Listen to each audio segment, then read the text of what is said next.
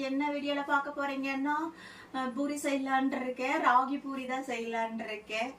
ஒரே மாதிரி செய்யறதுக்கு சரி பூரி போடலாம்னு மழை வேற வந்துட்டு இருக்கு. ஏதோ சூடா சாப்பிடலான்னு சரி டிஃபனே செஞ்சிடலாம் அப்படின்ட்டு செஞ்சிட்டு இருக்கேன்.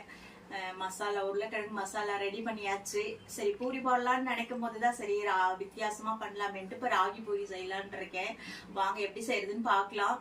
இது பாத்தீங்கன்னா ரொம்ப கஷ்டம் கிடையாதுங்க, ஈஸியா செய்யற மாதிரி நான் சொல்லி தரேன். வாங்க எப்படி செய்யறதுன்னு பாக்கலாம். வீடியோக்குள்ள போறதுக்கு முன்னாடி இப்பதான் என்னோட சேனலை பாக்குறீங்கன்னா சப்ஸ்கிரைப் பண்ணிட்டு உள்ள வாங்க வீடியோக்குள்ள போலாம். இப்போ பார்த்தீங்கன்னா ராகி மாவில் பூரி செய்ய போகிறேன். அதுக்கு ராகி மாவு நான் க்ளீன் பண்ணி சலிச்சு எடுத்து வச்சுருக்கேன்.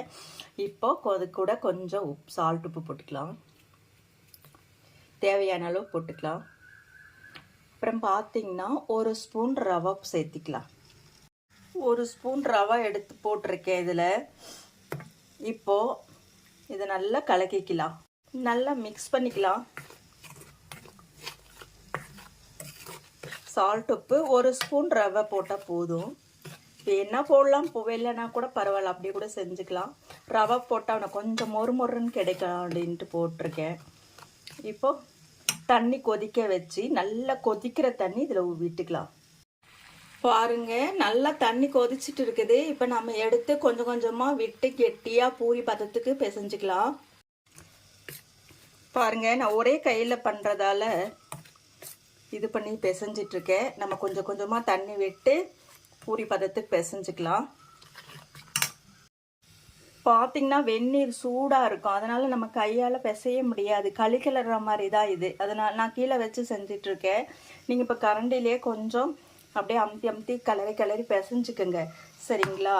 இதில் இப்போ ஒரு 2 ஸ்பூன் ஆயில் விட்டு நல்லா உருண்டை பண்ணி கொஞ்சம் நேரம் மூடி வச்சிடலாம்.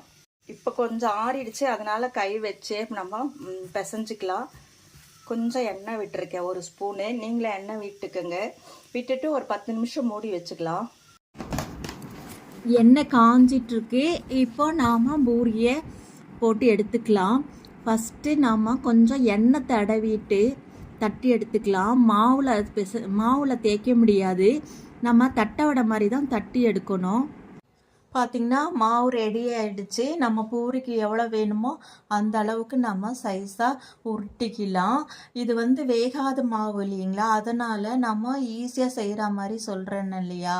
அதுக்கு என்னென்னா இந்த மாவு தான் நம்ம இப்போ எண்ணெய் தொட்டு வடை மாதிரி தட்ட போகிறோம். அதாவது தட்டை வடை மாதிரி தட்டி நம்ம செய்யலாம். அப்போ தான் உங்களுக்கு தட்டை வரும். எண்ணெய் தடவாமல் மாவில் தேய்க்க முடியாது, சரிங்களா? நல்லா உருட்டிக்கிட்டு இப்போது சப்பாத்தி கல் மேலே ஏதாவது ஒரு பேப்பரோ கவரோ வச்சு பாருங்க. இப்போ ஒரு பட்டர் பேப்பர் மாதிரி எடுத்து வச்சிருக்கேன். நீங்கள் வாழை இலையோ இல்லைன்னா ஆயில் கவர் கூட எதுனாலும் நம்ம எடுத்துக்கலாம்.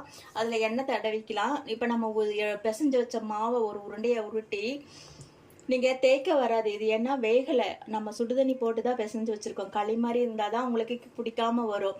இப்போ நம்ம இந்த மாதிரி எடுக்கிறதால இப்போ நம்ம தட்டை வடை செய்வோம் இல்லைங்களா, அந்த மாதிரி எண்ணெய் தொட்டு நமக்கு எவ்வளோ மெலிசா வேணுமோ எந்த அளவுக்கு வேணுமோ அந்த அளவுக்கு பண்ணி கையிலேயே ரவுண்டாக கூட இந்த மாதிரி பண்ணிட்டு அப்படியே நம்ம எண்ணெயில் போட்டு எடுத்துட வேண்டியதுதான். அவ்வளோதாங்க, ஈஸியான மெத்தடில் நம்ம ராகி பூரி செஞ்சுக்கலாம். வாங்க எண்ணெய் காஞ்சிட்ருக்கு, போட்டுடலாம்.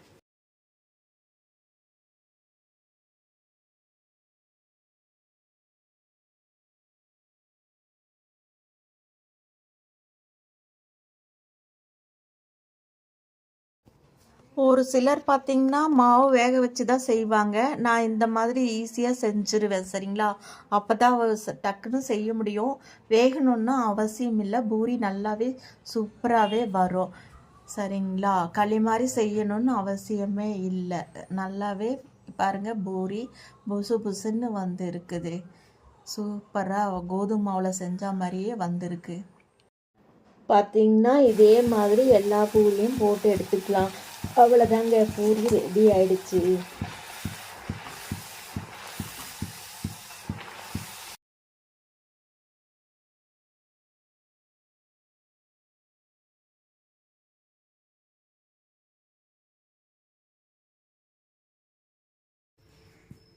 பாருங்க, ராகி மாவில் சூப்பராக பூரி செஞ்சாச்சு. மசாலா உருளைக்கிழங்கு மசாலா பண்ணி வச்சுருக்கேன். தேங்காய் சட்னி கூட இது வச்சுக்கிட்டிங்கன்னா ரொம்ப நல்லாயிருக்கும். இது ஹெல்த்துக்கும் நல்லது. என்றைக்கோ ஒரு நாளைக்கு வாரத்தில் ஒரு நாள் சாப்பிட்றதுக்கும் நல்லா இருக்கும். ஒரே மாதிரி பூரி செஞ்சு சாப்பிட்றதுக்கு ராகி மாவுலையும் பூரி செஞ்சு சாப்பிட்லாம். சூப்பராக வந்திருக்கு பாருங்க, புசு புசுன்ட்டு.